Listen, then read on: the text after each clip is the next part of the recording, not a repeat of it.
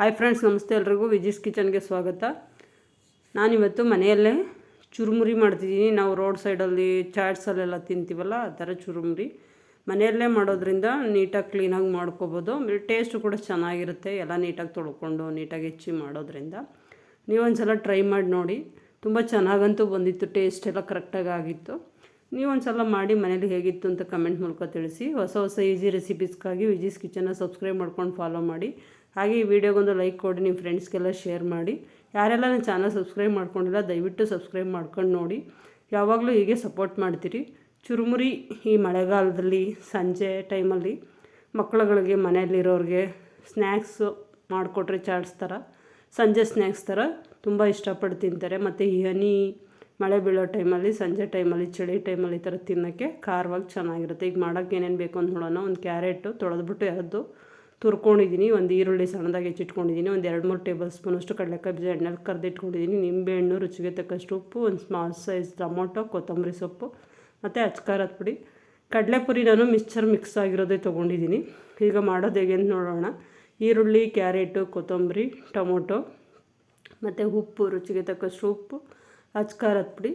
ನಾನು chilli sauce ಹಾಕೋತಿದ್ದೀನಿ, green chilli sauce. ಜೊತೆಗೆ ಕರೆದಿರೋಂಥ ಕಡಲೆಕಾಯಿ ಬೀಜ ಎತ್ತಿಟ್ಕೊಂಡಿದ್ನಲ್ಲ ಅದು, ನಿಂಬೆಹಣ್ಣು, ಇದಿಷ್ಟು ಸೇರಿಸ್ಕೊಂಡು ಇದನ್ನ ಚೆನ್ನಾಗಿ ಮಿಕ್ಸ್ ಮಾಡ್ಕೋತಿದ್ದೀನಿ. ನೋಡಿ, ಈ ಥರ ಚೆನ್ನಾಗಿ ಮಿಕ್ಸ್ ಆಗಬೇಕಿದು. ನಾವು ಇದನ್ನೆಲ್ಲ ಹಸಿ ಹಸಿಯಾಗಿ ಹಾಕೋದ್ರಿಂದ ಚೆನ್ನಾಗಿ ಉಪ್ಪು ಖಾರ ಎಲ್ಲ ಬ್ಲೆಂಡ್ ಆಗಬೇಕು. ಆಮೇಲೆ ಕಡಲೆಪುರಿ ಜೊತೆ ಮಿಕ್ಸ್ ಮಾಡ್ಕೋಬೇಕು. ಈಗ ನೋಡಿ, ಅದು ಚೆನ್ನಾಗಿ ಬ್ಲೆಂಡ್ ಆಗಿದೆ. ಈಗ ಅದಕ್ಕೆ ಮಿಕ್ಸ್ ಆಗಿರೋಂಥ ಕಡಲೆಪುರಿ ಸೇರಿಸ್ಕೊತಾ ಇದ್ದೀನಿ. ನಾನು 2 ಲೀಟ್ರ್ ಕಡಲೆಪುರಿಲಿ ಮಾಡಿದ್ದೀನಿ. ನೀವು ಕ್ವಾಂಟಿಟಿ ಸ್ವಲ್ಪ ಜಾಸ್ತಿ ಬೇಕು ಅಂದರೆ ನಾನು ಏನೆಲ್ಲ ತೋರಿಸಿದ್ದೀನಿ ಅದನ್ನು ಡಬಲ್ ಮಾಡ್ಕೋಬೋದು.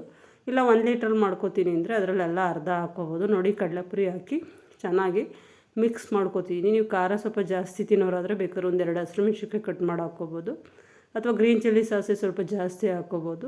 ಆಮೇಲೆ ಕಡಲೆಕಾಯಿ ಬೀಜ ಜಾಸ್ತಿ ತಿನ್ನೋರಾದರೆ ಇನ್ನೂ ಜಾಸ್ತಿ ಕಡಲೆಕಾಯಿ ಬೀಜ ಹಾಕ್ಕೋಬೋದು. ನಾವು ಮಾಡ್ಕೊಂಡಿರೋ ಕ್ವಾಂಟಿಟಿಗೆ ಇದು ಕರೆಕ್ಟಾಗಿದೆ.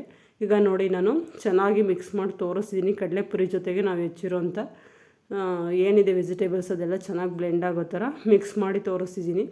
ಈಗ ನೋಡಿ, ಚಾಟ್ಸು ಅಂದರೆ ಚುರುಮುರಿ, ಮನೆಯಲ್ಲೇ ಮಾಡಿರೋಂಥ ಹೋಮ್ಮೇಡ್ ಚುರುಮುರಿ ರೆಡಿಯಾಗಿದೆ. ಸಂಜೆ ಟೈಮಲ್ಲಿ, ಮಳೆ ಬೀಳೋ ಟೈಮಲ್ಲಿ, ಹನಿ ಬೀಳೋ ಟೈಮಲ್ಲಿ, ಚಳಿ ಆಗೋ ಟೈಮಲ್ಲಿ ಈ ಥರ ಸ್ನ್ಯಾಕ್ಸ್ ಮಾಡ್ಕೊಂಡು ತಿಂತಾಯಿದ್ರೆ ತುಂಬ ಚೆನ್ನಾಗಿರುತ್ತೆ. ಸ್ಪೈಸಿಯಾಗಿದ್ರಂತೂ ಇನ್ನೂ ಚೆನ್ನಾಗಿರುತ್ತೆ. ನೀವು ಜಾಸ್ತಿ ಸ್ಪೈಸಿ ತಿನ್ನೋರಾದರೆ ಸ್ವಲ್ಪ ಖಾರ ಜಾಸ್ತಿ ಹಾಕ್ಕೊಳ್ಳಿ. ನಾವು ನಾರ್ಮಲ್ಲು ಮೀಡಿಯಮಾಗಿ ಖಾರ ತಿಂತೀವಿ. ನಮಗೆ 2 ಲೀಟ್ರಿಗೆ ಎಷ್ಟು ಬೇಕೋ ಅಷ್ಟು ಹಾಕ್ಕೊಂಡಿದ್ದೀನಿ. ನೀವು ಹೊಸ ಹೊಸ ಈಸಿ ರೆಸಿಪಿಗಾಗಿ ವಿಜಿಸ್ ಕಿಚನ್ನ ಸಬ್ಸ್ಕ್ರೈಬ್ ಮಾಡ್ಕೊಂಡು ಫಾಲೋ ಮಾಡೋದು ಮರಿಬೇಡಿ. ನಿಮ್ಮ ಅನಿಸಿಕೆ, ಅಭಿಪ್ರಾಯಗಳು, ಸಲಹೆ, ಸೂಚನೆಗಳು ಏನಿದ್ರು ಕಮೆಂಟ್ ಬಾಕ್ಸಲ್ಲಿ ಹಾಕಿ. Thank you for watching friends.